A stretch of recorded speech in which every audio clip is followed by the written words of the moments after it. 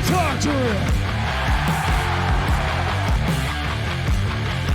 Ladies and gentlemen, welcome to the show. I'm Matt. Good to have you here. I am exhausted, but it doesn't matter what I think. No. Here's what we're gonna do. Swerve when I drive. I got that in my head. I love Swerve Strickland so much. But we're not here to talk about Swerve today. No. We're going to talk about Monday Night Raw. We got our new tag team champions, ladies and gentlemen, and I don't understand a lick of this, do I? And if you guys are happy here, sit down, relax, strap in, and strap on, because we're going to get into all of this. We got brand new Raw International Undisputed Tag Team Champions. I'm tired. Judgment Day. Oh, F me. Finn effing Balor got picked up all of Judgment Day gold again. And then he got Damian Priest getting golds again. And then Dum Dum is sitting there with his belt. Everyone's got a belt again. It's 3 weeks ago.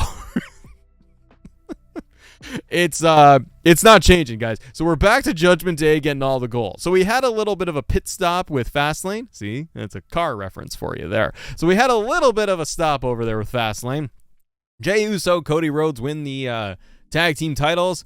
Woo! We get the press conference, which was the best thing ever. Sean K with a club membership. Thank you so much, Sean K. Too sweet to you. You get to have pay-per-view reviews, and I might have a little bit more surprises coming down the pipe when it comes to our club memberships. But anyways, yeah, so Jey and Cody, they pick up the tag titles of Fastlane, and they just drop them again on Raw, which is fun. But let me know in the chat, comment below if you guys are watching us on demand. What did you think of them dropping the tag titles on Raw?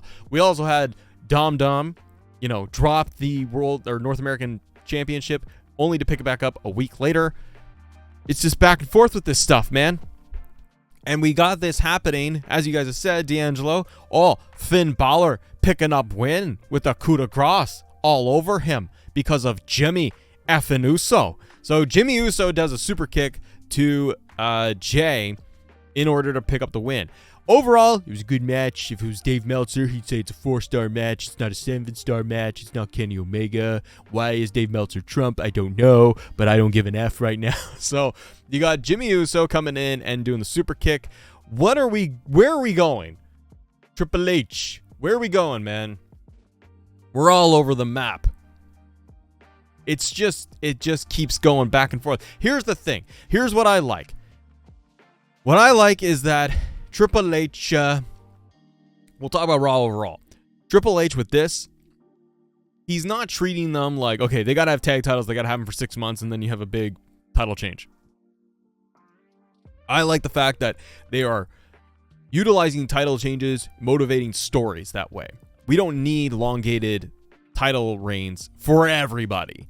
It becomes a little redundant, and it becomes a little bit, predictable. Because, right now, you have long reigns. You've got Seth Rollins, who has been the inaugural World Heavyweight Champion, still champion. You've got Roman Reigns, obviously. You have Gunther there as your Intercontinental Champion. So it's good. Rhea with the Women's Championship. They flip a little bit on the WWE Women's Championship over on SmackDown, as well as the United States Championship. Those are the only belts that tend to move around a little bit. I'm glad that they are not just going to sit on their laurels and keep the tag team titles fixated on one team for like a year. It gets boring. So you get a nice little surprise. It's the premiere of Raw, season premiere, whatever that means to Triple H, but we get brand new champions. So what's going to happen here when it comes to Jimmy Uso? Jimmy comes in and Jimmy's going to get you. Seinfeld reference. Jimmy's going to get you, Kramer. So Jimmy super kicks Jey, causing them to lose the belts. What's now the motivation here? Where are we going? Are we going to get Jimmy and Jey at WrestleMania? Is that what the seeds are being planted for? Is it going to be a big War Games match of multiple people? Jey and Cody and Sammy and someone else taking on Bloodline? What are we doing? Judgment Day's got everything. I'm really curious what the heck they are going to do here. You can't just have it not motivated. But with Jimmy coming in and super kicking, it can't be the end there. Here's my only qualm with the whole thing. You do get Judgment Day picking up the gold again. Hooray. Now they're going to main event every show. It's Judgment Day all over again. Fine. But we've already done the crossover stuff with Bloodline, where Jimmy and Jey were coming into Raw every week and, beating up all these guys and all this stuff. So I don't need another Bloodline takeover. what I think they might do, Kevin Owens got traded over to SmackDown. What I think they might do is this is going to set up a match maybe for Survivor Series. And maybe that's where we get Jimmy versus Jay. They can do stuff at Crown Jewel. Then you're firmly into Survivor Series. It could be Cody and Jay versus Jimmy and Solo. And we get that tag team match because they're teasing Bloodline of Cody and Roman. There's a lot of different angles they can go with that. But I don't need to see like all of this crossover again. But it could be just Triple H, which is one thing I appreciate about him, is a little bit of a long-term storytelling. Why is Jimmy coming into Monday Night Raw all of a sudden just to beat up his brother again? I like that they motivate it for longer-term storytelling, longer booking. And then the other piece that's going to be interesting, though, guys, is going to be what's going on with Sami Zayn now and Monday Night Raw, because Sami, as he came out to Monday Night Raw wearing his Kevin Owens shirt, his buddy is gone. He's sad. Kevin Owens is left. He's been traded and drafted. Sami's on his own. But as Sami talked about, it's going to allow him to focus on maybe World Heavyweight title, Intercontinental. He can have a singles run. But let me know, are you guys interested in Sami Zayn as a single star again, having him go after, say, the World Heavyweight Championship on Raw? Is that what you want to see? Do you think that we get more of Jay and Sami tag teaming together to take down Judgment Day? I'm still in the belief that Cody Rhodes is going to get traded over to SmackDown at some point. I really do. I don't think Cody sticks with Monday Night Raw much longer. But I do think they need somebody else to help anchor Raw. But as I say that, Raw is still very stacked. You've got Sami now as a big babyface. You got Jey Uso as a big babyface. And to be fair, Cody Rhodes doesn't wrestle very much on Monday Night Raw. So it's kind of like, are you really losing anything if Cody got sent over to SmackDown? I don't know. Habib in the chat says Sami, Uso, and Rhodes a trio as a team. Probably. And probably be something for Survivor Series. It'd be interesting to see what they're going to do with this. JC in the chat says rather see him go for the IC title. So would I. I would like to see Sami Zayn get kind of like a big push again and maybe go after the Intercontinental Championship. Him going thrusted right for the main title doesn't make any sense to me. I mean, frankly, it doesn't make any sense for him to go for the Intercontinental title right now. They're still telling this Jey Uso, Cody, Kevin Owens story. We'll talk about Kevin Owens in a minute because I have some thoughts on that. But overall, for a season premiere of Raw, you got a ton of matches, stuff that was announced ahead of time. And I think that overall, I felt Raw delivered for what a season premiere is of Raw. I just feel like with WWE, it's like, because it's their own fantasy land, they can make every month a premiere. It just doesn't matter. I did appreciate that Adam Pearce did have the red shirt, going all in as the Raw general manager. We got Nick Aldis on SmackDown. I'm excited to see what they're going to do there. One thing that was exciting, though, was going to be this. This match, holy crap. You want to talk about Triple H NXT era? You just got it on Raw with Shinsuke Nakamura versus Ricochet. Holy hell. Ahmad in the chat. Hello. Good morning, good afternoon, good day to everybody. Welcome to the show. Shin versus Ricochet. That delivered. It was Falls Count Anywhere. That thing delivered way more than I thought. Shinsuke. Okay, so Shinsuke picks up the win here. I loved it. I thought Shinsuke should pick up the win. I keep hitting stuff in my desk. God damn it, pal. Really fun match. Really exciting. I love that they were spotlighting Ricochet so that he could do the things that he can do. When he did whatever it was it a 630? He did the shooting star press or whatever from the top, and he's holding the fan's hand to be able to balance himself.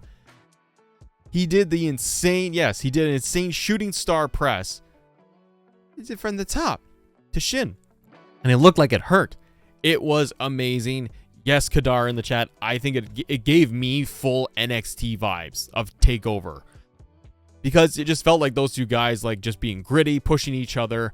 I like that Ricochet is being utilized this way. He's got a little bit more of a push behind him. I think he still just ultimately needs to find his voice. I don't know if he ever will.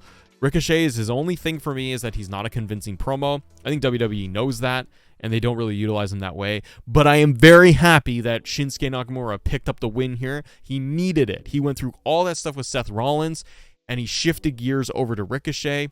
It's got to be a short-term thing to me. Maybe they do a rematch at Crown Jewel where Ricochet picks up the win. but I'm glad he won.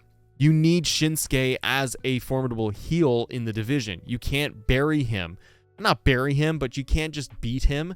If he keeps losing to Seth like he did, and then if he all of a sudden lost to Ricochet, unless you're trying to tell a redemption story there, it doesn't work. So I'm glad Shinsuke picked up the win. He needed it after the losses to Seth Rollins, but this was phenomenal. Like, I think it was almost match of the night, but we got other matches that were pretty good. You also ended up with a big schmoz breakdown of the women's tag team division. One thing to highlight, though, before this match happened, you had the tag teams in the background. And again, you totally feel like Triple H is in charge. You look at Vince's booking from the last couple of years and contrast it with what you see on Raw now. Last night felt like Triple H.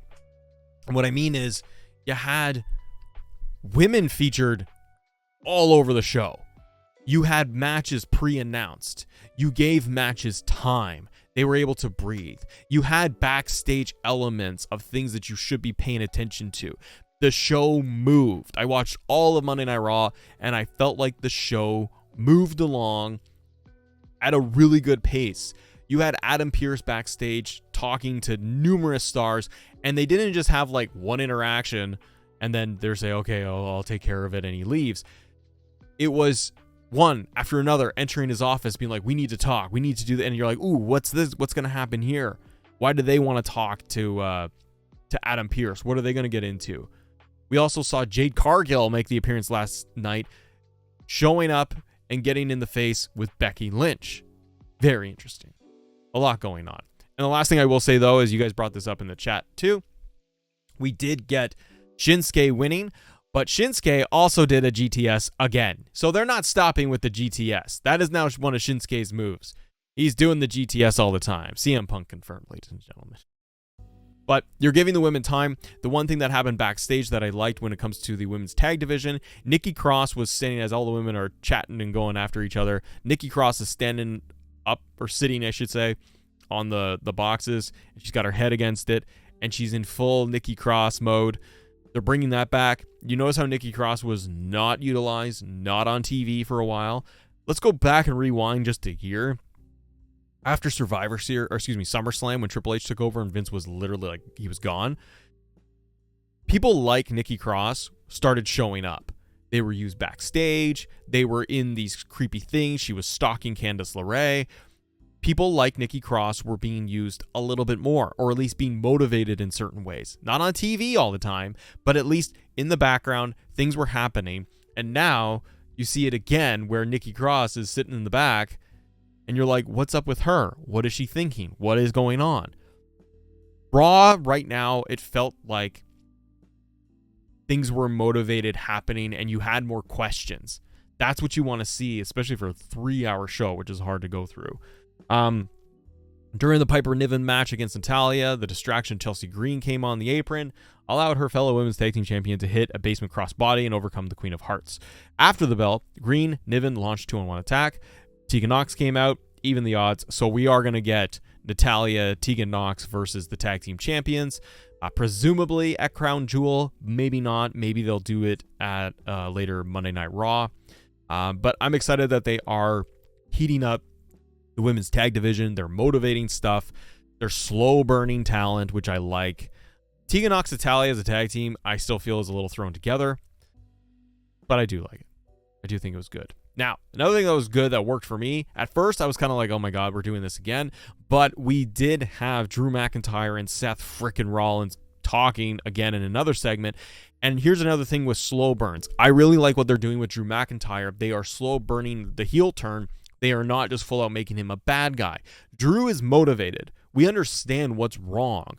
Drew is going back to COVID era and the Thunderdome when he's a champion, and the issues he had with not winning the title against Roman at Clash of the Castle.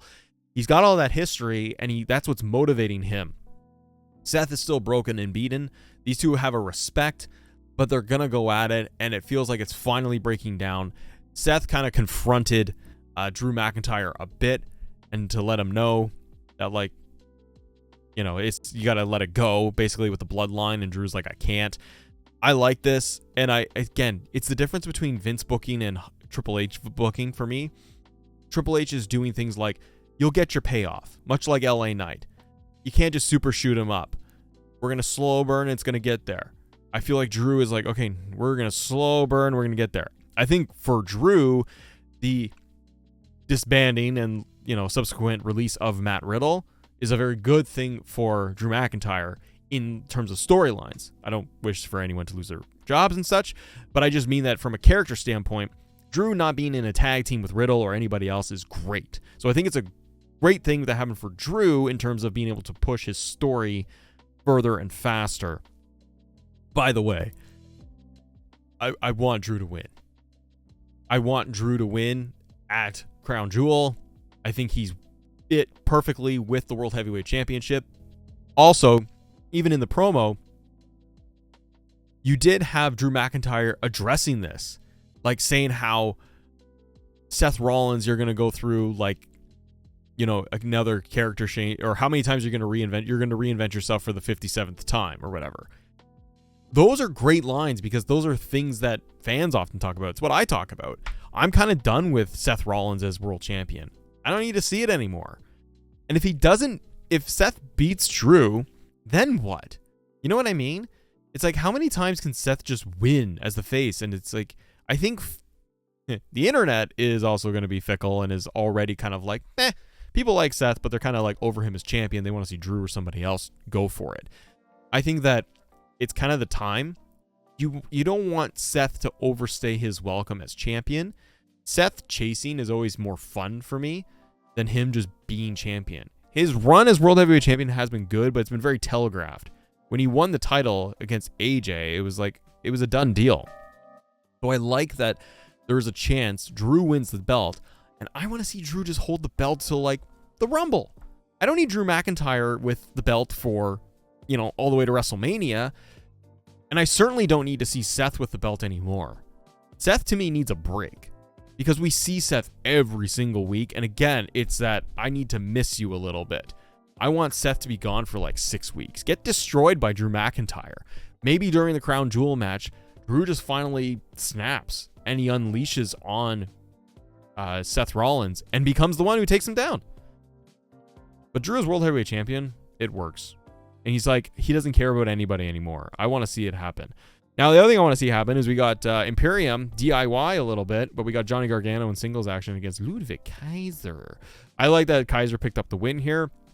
We're going to see some DIY Imperium action. Feels like NXT. I want to see that, grow that, get DIY built up enough so that they can go for tag team gold.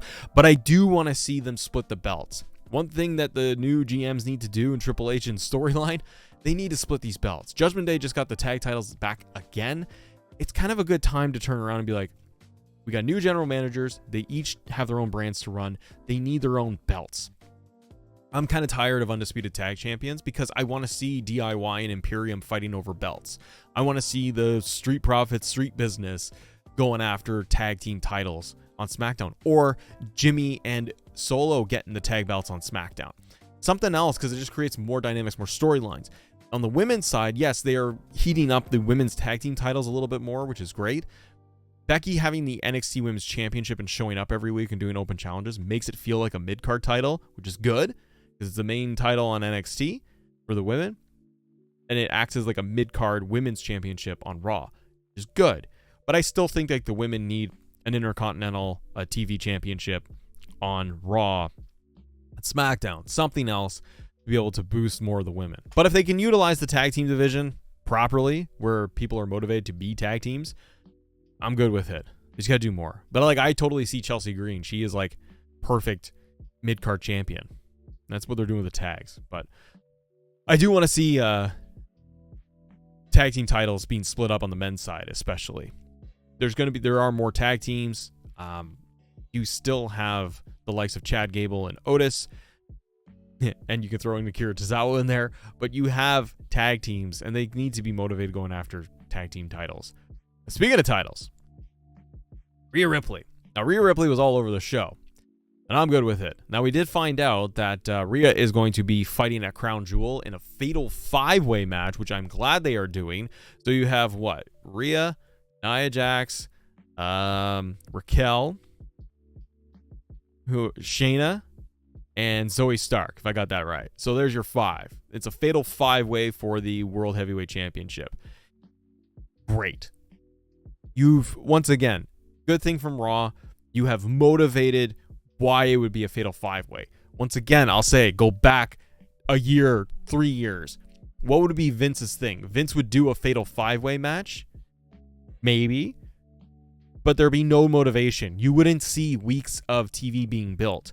You would see a match where they would have 2 people that are in a feud, and then they would chuck in Natalya and Shayna and Tamina, and they would just make a fatal 5-way just to get people on TV. Triple H has been able to, for several weeks, or since Nia Jax came back, motivate to get to a fatal 5-way match. So I think it's great. I think it's going to be pretty much it'll be a good match. I wish it was an elimination style match. 5 ways can get very messy, but it does mean that you're going to get, people getting taken out kind of deal. So it'd be cool to see. I don't think Rhea is going to lose. I think Nia Jax will end up taking out most people, and Rhea is going to pick up a win. But you did get the breakdown, and it all led to the build for the 5-way match. Again, one of the key things for Raw that I'm enjoying is they are building, just like they have been building Bronson Reed. Bronson Reed has been picking up wins every single week.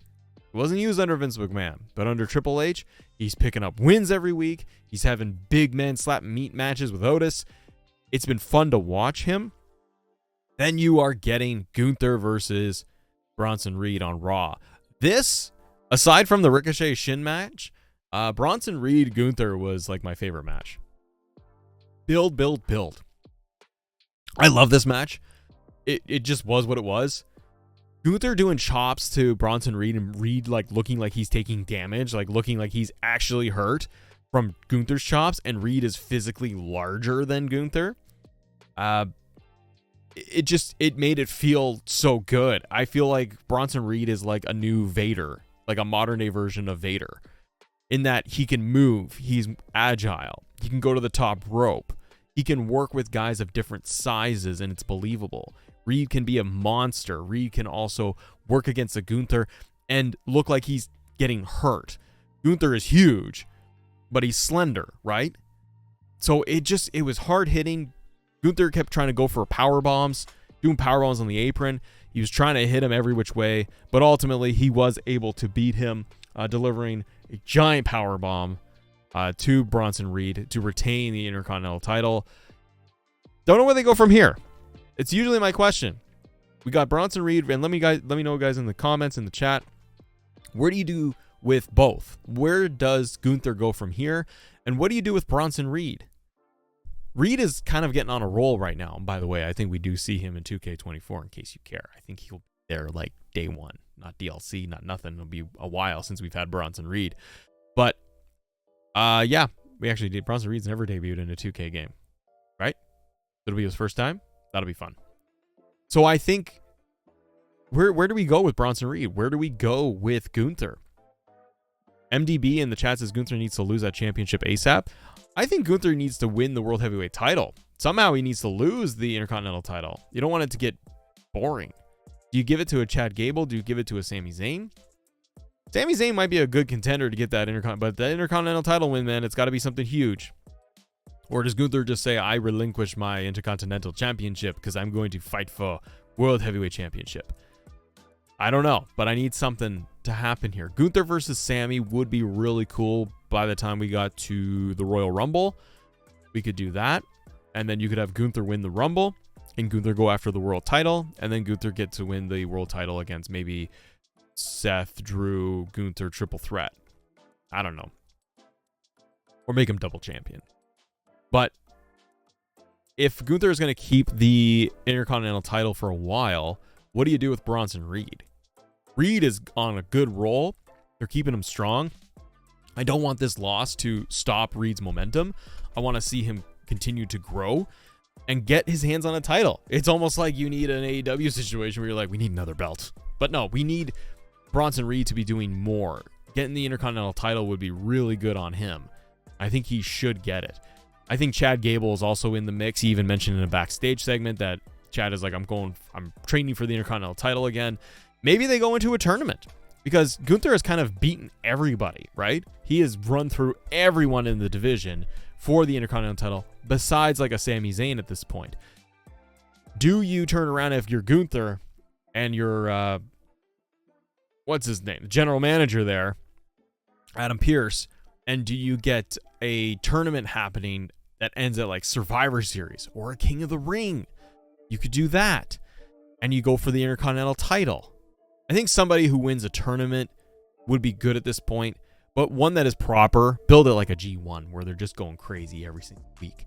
Build up a huge Intercontinental Championship tournament or a King of the Ring for a title match against Gunther at a giant pay-per-view like Survivor Series or the Rumble, and that person takes it off Gunther. But you need somebody that's going to build, and have huge momentum. Chad Gable has that. Sami Zayn would have that. Those would be the two. Don't do a Tony Khan tournament. No, please, no, because you get one every single week, and then they vacate it, and then you become the interim champion. But yeah, guys, Emery says in chat as well, Cross needs a better build like NXT. I agree. I think it seems to me, and based on reports, it does seem like Cross is going to get a bit of a build, which is great. But I'd like to see a little bit more from the Intercontinental title. Then you had your main event. You did get Jimmy Uso super kicking Jay, causing him to lose. Finn Balor, coup de grace. Cody Rhodes got taken out through tables. Big match, multiple segments long. Thought it went well, worked at a good clip. I'm a little tired of Judgment Day main events, I gotta be honest. I enjoy Judgment Day. It's just predictable at this point where it's always the main event. You could have put something else in there, but I get it. It's a title change. It's season premiere. You got the biggest stars. Cody's in there. I understand it. It starts to become a thing where every single week, that's the main event is Judgment Day. You're like, ugh. Again and again and again. But I thought it was good. Here's the big question though that we got to ask. Judgment Day wins. Why have Cody and Jay win the belts? Now, thinking here could be because it seems unnecessary, right? Why'd you do all this just to end up where you were? I think you got Judgment Day losing the belts to Cody and Jay in order to get Kevin Owens to SmackDown. I think that's the one thing. I think you also need them to win, then lose the belts because you get the interaction like you did of Roman and Cody on SmackDown, where Cody is giving you the look of like, oh, I'm not done getting this belt off Roman. And now that he's lost the tag titles, it might be more motivation for Cody to be like, this isn't what I want. I want Roman. That's what I'm going for. It also creates that loss for Jay and Cody also creates, with them winning the belts at Fastlane and the trade of Kevin Owens creates a story for Sami Zayn. So the win at Fastlane and the subsequent loss, to me, generates multiple angles, multiple story threads, and to see where we're going to go from here. I don't think it's a dumb move necessarily. It's more of a, I'm going to wait and see where they're going to go with this. It's very interesting to know if they're going to do anything different. And then what are you going to do with Judgment Day? Judgment Day now has all the gold once again. Cool. I think it looks great. Triple H loves it when, factions have all the belts. Undisputed Era. So he loves that. I first need to see tag team titles split, I should say. And I want to see where they're going to go from here. I hope Crown Jewel isn't just, here is a Jay Cody rematch against Judgment Day. They might do that. I don't really want to see that. I think maybe you keep the tag team champions off Crown Jewel. We don't really need it. We know Rhea's going to be in a title match, but I don't need just another tag team title rematch once again. It's the fallout here that's going to be interesting. And I really think that with WWE, we are building up to Survivor Series. Crown Jewel is almost a pit stop, right? They need to get past that to get to Survivor Series. So what's the Survivor Series match? Presumably, Judgment Day holds all the gold till Survivor Series. Is it going to be literally all four members of Judgment Day? That's including Rhea Ripley Maybe JD McDonough joins in too, which, by the way, where was he? Was he out injured because of the McIntyre thing in the story, or do they just not want to do that right now? But if you added in JD McDonough and had a full Bloodline Survivor Series, who do they go up against? Is it going to be is it going to be Sammy, Jay, Cody? And I don't know. Who on the women's side could you throw in there? Somebody else. But like you got, like, I don't know if that's going to be Survivor Series. We're also assuming, now the word is that we are going to get War Games. We're assuming that we're going to get a Judgment Day War Games. Cody, Jay, Sammy, and Raquel. That could work. You could do the 4v4 that way. You could also get, but then it's like, then we got Bloodline hanging around.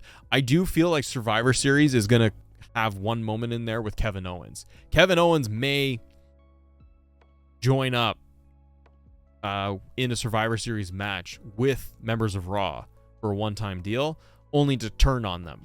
Like, turn on Cody. The one thing I think could happen at Survivor Series, one early prediction I have, is that we are going to somehow, some way get to a Cody Kevin Owens match. Not at Survivor Series, but start that road. I think because you're going to get Cody over to SmackDown to fight Roman for Mania unless The Rock is coming. But if you are going to get Kevin Owens, I think a good move is heel turn Kevin Owens. He either turns heel against Sammy, or he just turns on everybody, walks out, stunners, whatever, but turns on everybody, especially Cody. I think then you get the motivation of Nick Aldis doing a trade, get Cody over to SmackDown, trades for somebody else, and then you can get Kevin Owens and Cody Rhodes going at it from after Survivor Series through the Royal Rumble. Maybe Owens eliminates Cody in the Rumble. Then you get to Cody Rhodes winning, say, Elimination Chamber to get to Roman, if that's the path.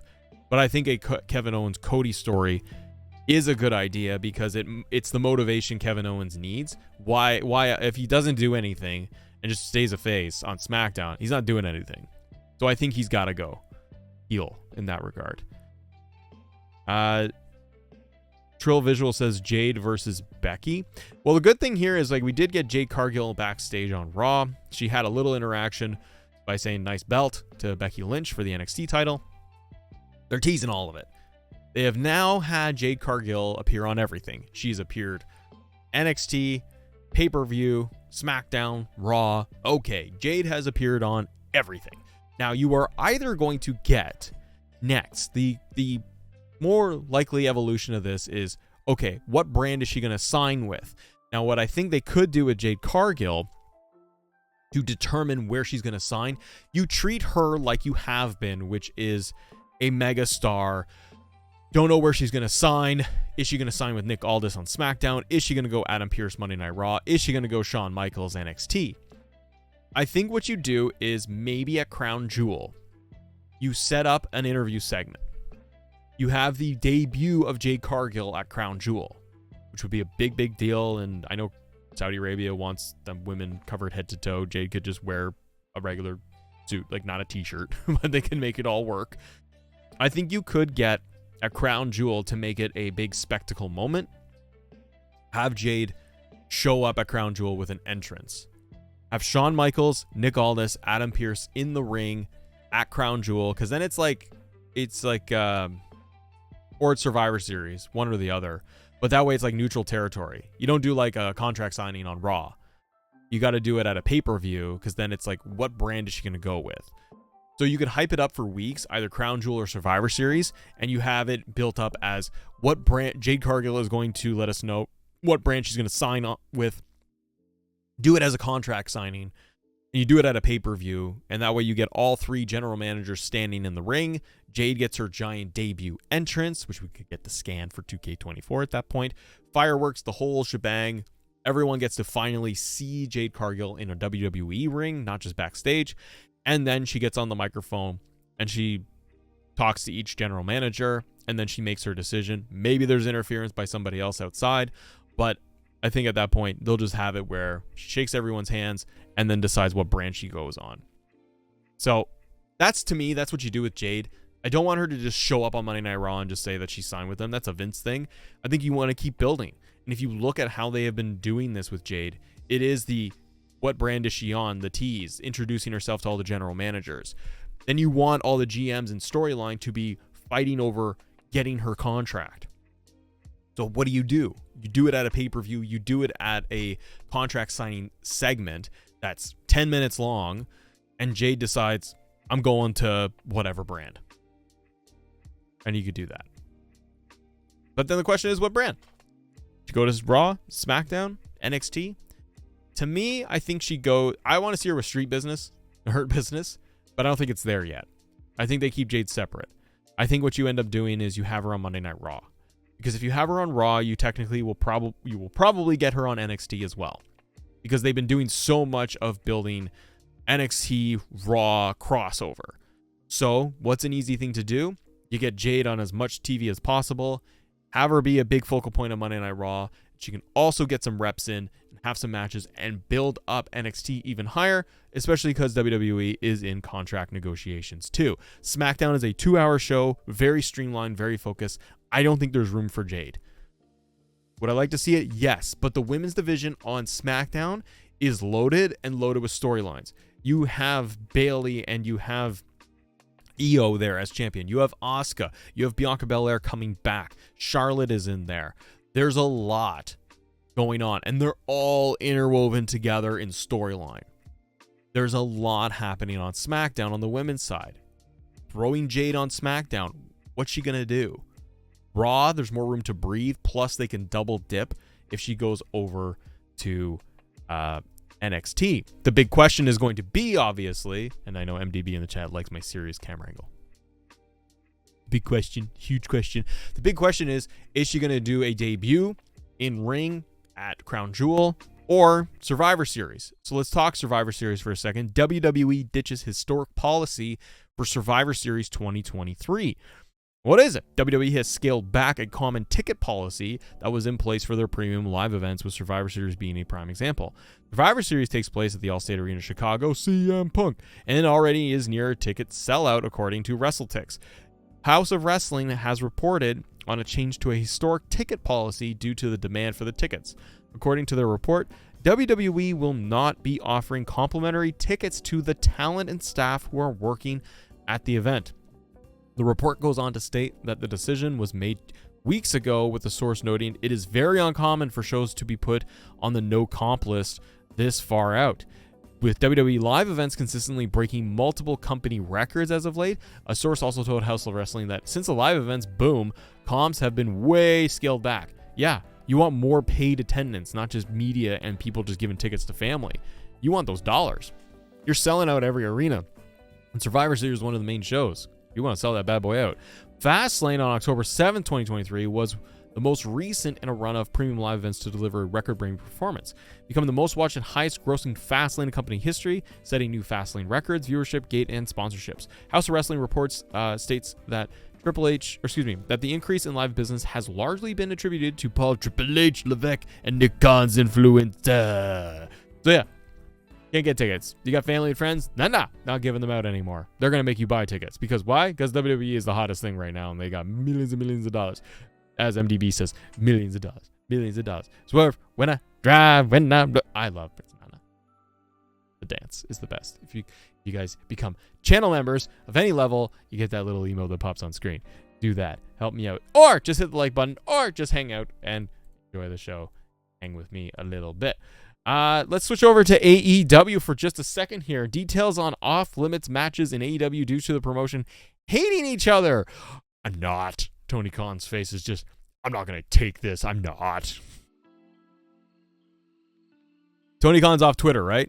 I tried to tweet at Tony Khan. I asked him about AEW Fight Forever because I want to know if we're going to get more content. Didn't answer me. One day he will. One day I'll get a Tony Khan response. An update has emerged on the working relationship between AEW and CMLL ahead of the taping of a special match. CMLL will have a presence this week as the addition to Rampage, with AEW set to tape a match between Mystico and Rocky Romero for the October 20th show. Following several reports, Tony Khan has confirmed that he has recently been in talks with Mexican promotion CMLL, stating that the upcoming bout is just the beginning. Tony, stop buying companies. Stop it. Per Dave Meltzer, AEW will be attempting to make partnerships with AAA and CMLL work at the same time, despite both Mexican promotions not liking each other, noting that there will be many off-limits matches that AEW won't be able to book. Meltzer explains, this is not just Mystico coming to AEW. This is the beginning of a relationship with CMLL. Sent out a release talking about the start of the partnership with AEW. And it's a real tricky thing because AEW's working relationship with AAA and CMLL, and AAA and CMLL hate each other. The guys will not be able to work in the same match. That will not happen. They're probably going to have guys on the same card, which CMLL hates that. I think AAA will live with that, and AAA's not going to do anything to jeopardize the relationship with AEW. But CMLL, it will be interesting because they hate AAA. Yeah, okay, fine, Meltzer. He just talks in circles. But it'll be good because they don't like each other. But you know, they'll work on the shows. But then, you know, they don't like each other, so they can't be in the same locker room. But they'll be on the shows, but they can't do the same shows together. Okay, Dave, we get it. Yeah, he just continues to say the same thing. He still won't be allowed to work with them, nor any. Yeah, you said it. You said it so many times. So this is probably going to lead to CMLL, AAA being on AEW programming going forward in some capacity, especially with the Forbidden Door shows. Maybe they will do a AAA AEW branded pay-per-view or a CMLL AEW type show, pay-per-view, what have you. This stuff worries me. I think more exposure, international exposure, and working with like AAA, for example, it's fine. But this is my problem with AEW. We're just going to keep working with every promotion, New Japan, and we own ROH, and we have our own stuff, and now AAA and CMLL, and like, it gets to it's so saturated. I like it. I like that you're getting more talent on the show. But the problem is, Tony, is that it just turns into matches. It's just so many just matches. And the booking of it all would be, we've got Mystico on Rampage. It's like, Rampage? The 200,000 viewer show? Fine. It just turns into more matches. There's no build. So the idea is, we're not building stories. We need more first time ever matches. And that's all Tony does is I need another show where I can do a first time ever of this and a first time ever of that. And there's zero build, but we're going to put Bryan Danielson against Mystico in a match. First time ever. And you're like, that'll sell tickets. It's like, are they going to have promos or motivate a story? No, they're just going to have a match together because it's a match you haven't seen before. The well runs dry, Tony. You're running out. It's pretty soon there's going to be no more matches that you can throw together, and there's going to be no more talent just available to just cross promote where you haven't seen it already. It's not going to work out to me. There's no stories there. So working with AAA, while it'd be fun for the core audience, it's not going to boost ratings. I mean, I want to see what Rampage is going to do when you got Mystico on it, but it's like, from a larger perspective, who cares? Work with your own talent. I don't need to see more cross promotion. I need to see AEW promotion of AEW talent. I'll switch gears here for the last story for the day, everybody. We've got WWE star says Triple H running creative has been the best thing. It's been incredible, says the game. Who is the star that's been saying that Triple H is incredible? Me, Triple H. I'm saying I'm incredible. Oh, man. Rey Mysterio. He shared his honest thoughts on Triple H running creative. He says, he was speaking with Errol Hawani, the MMA Hour. By the way, we're going to get Logan Paul versus Rey Mysterio, a crown jewel. It's not confirmed, but it is confirmed. Rey and Paul are going to have a meeting of the minds on SmackDown. So we are going to get Logan Paul versus Rey Mysterio for the U.S. title. Is Logan Paul going to pick up his first championship? I kind of think he is. I think Triple H is just going to shuffle those titles around. He doesn't care. More exposure. It's not a world title. Great. It's not Money in the Bank. But you put a US WWE title belt on Logan Paul. Great exposure, more exposure for the company. He can roam around with that thing, and then he could drop it to somebody else in a month or two. Ooh, you know what they'll do? I just thought of it. Crown Jewel. Ray versus Logan Paul. U.S. title. Logan Paul wins the U.S. title. He's going to drop it to LA Knight at WrestleMania. The United States Championship. Boom. There you go. And that's what you do with LA Knight at Mania. You get a big Logan Paul match. The megastar versus the superstar. Whatever. U.S. title. Custom U.S. title coming? Probably. Rey Mysterio comments, though, and says, he was part of the roster, so he understands what we do and go through, and I don't think they could have picked a better person to take that role. He's been doing incredible from the whole writing team and him and whoever the final person that gives the authorization to say that's a go. It's been doing really, really good. To a certain extent, you know, we would have times where things would be changed last minute. Right now, everything's flowing very smooth, very, very smooth, and it's a good atmosphere. Well, good stuff, Rey Mysterio. I'm glad Rey Mysterio is happy. He kind of speaks as a veteran for the rest of the roster. Hopefully, it means that things go smoothly all the way through to WrestleMania. There's the Triple H show. But guys, we're going to wrap up the portion of the show for Let Me Talk to You. If you guys are joining us live, though, stick around in the chat. We'll answer your questions, do a little community Q&A for all our members, for all the people in the chat here together. But thank you so much for watching. If you are watching on demand, subscribe to the channel, hit the like button. I'll see you on the next one. Bye-bye. Let me talk to you.